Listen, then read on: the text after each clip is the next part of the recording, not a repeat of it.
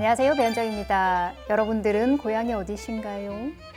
내가 어린 시절을 보냈던 그 고향 생각하면 뭔가 추억과 그리움이 묻어있는 곳, 항상 마음이 짠해지죠. 작곡가들 중에서는 자신의 고향을 떠난 후 다시는 고국에 돌아갈 수 없었던 작곡가가 있었어요. 바로 쇼팽이라는 작곡가죠. 쇼팽이 자신의 고향을 생각하며 만든 곡, 먼저 한번 들어보실까요?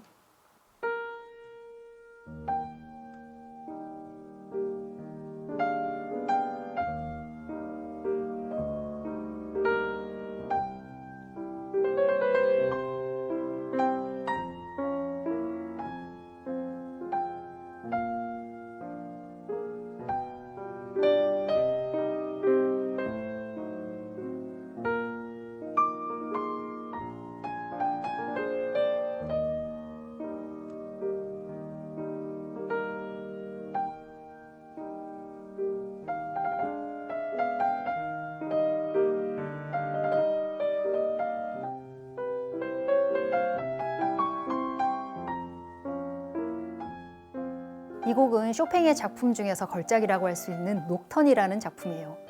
녹턴은 야상곡이라는 뜻인데 밤의 정경을 담은 서정적인 피아노 곡을 녹턴이라고 얘기해요. 그러면 쇼팽이 어떠한 상황 속에서 이렇게 슬프고 아름다운 음악을 작곡했는지 그 이야기 속으로 들어가 볼게요. 쇼팽이 사실 프랑스에서 많은 활동을 하거든요. 그래서 쇼팽이 프랑스 사람인 줄 알고 있는데 사실 쇼팽은 폴란드 사람이에요. 그런데 폴란드는 워낙 땅이 비옥하고 지리적으로 좋은 조건에 있다 보니 독일, 오스트리아, 러시아까지 여러 나라들이 분할 통치를 해서 지도에서 폴란드가 없어진 적도 많았죠.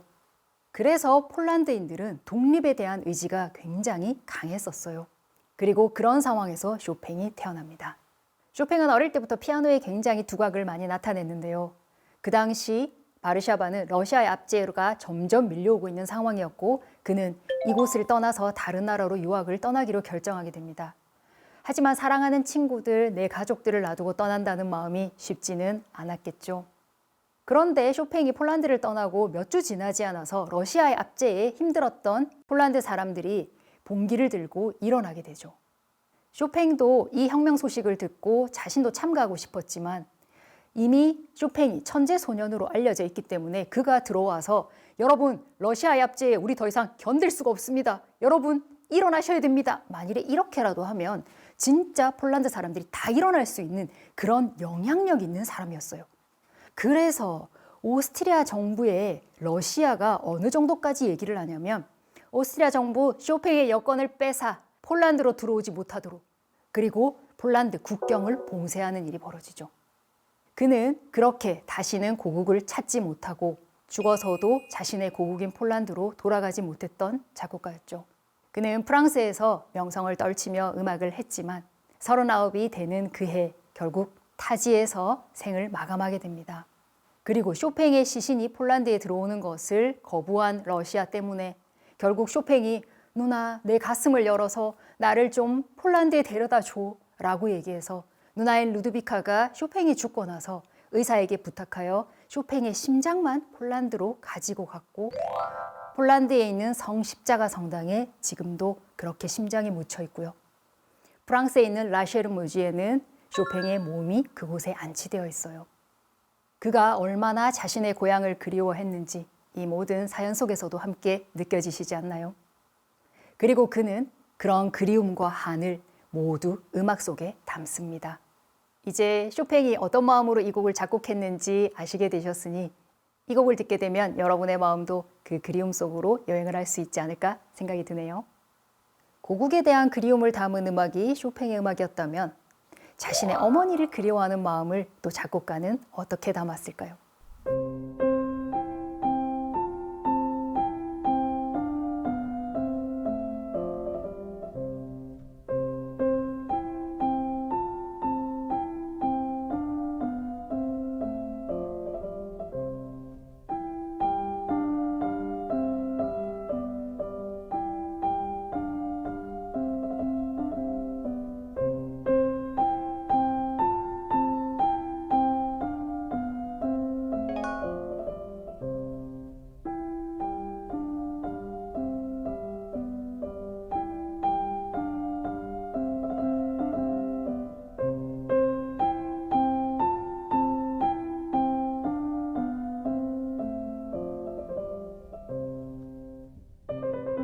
곡 들어보시니까 어떤 느낌 드세요? 이거 내가 아는 곡인데 라는 생각 드시지 않나요? 일단 먼저 반짝반짝 작은 별 혹은 A, B, C, D, E, F, G 저거는 이 곡이랑 더 가까운데 라는 생각이 드시죠?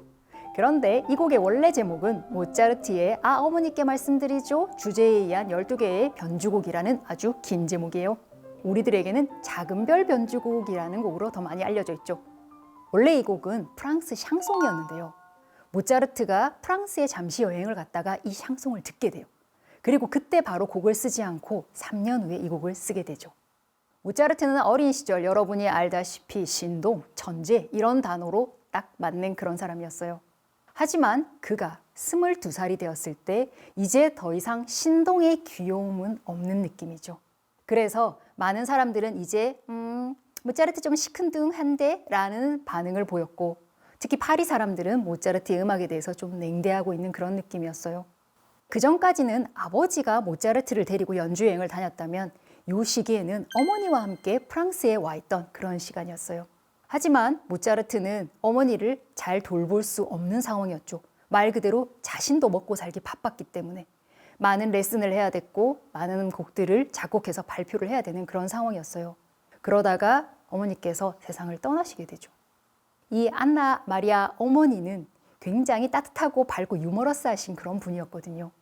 그리고 멀리서 아들이 좋은 연주를 하고 있다는 소식을 들으면 항상 기뻐해 주시고 아유 우리 아들 잘하고 있어 라고 응원해 주셨던 그런 분이셨는데 그런 분이 세상을 떠난 그 자리, 그 마음을 그는 견디기가 힘들었었어요.